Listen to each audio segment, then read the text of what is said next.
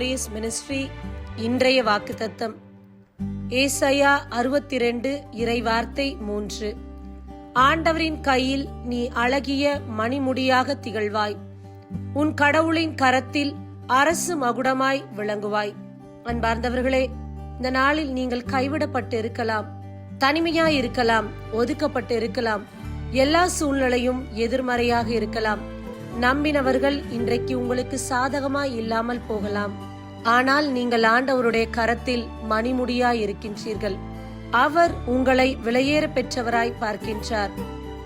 ஒதுக்கப்பட்டவர் என்று யாரும் கருதாதபடி இறைவன் உங்களுக்கு எல்லாமுமாய் இருப்பேன் என்று வாக்கு கொடுக்கின்றார். இன்றைக்கு இருக்கக்கூடிய உங்களுடைய நிலை மாறும். இறைவன் மாற்றங்களை கொடுப்பார். ஆமேன். God bless you.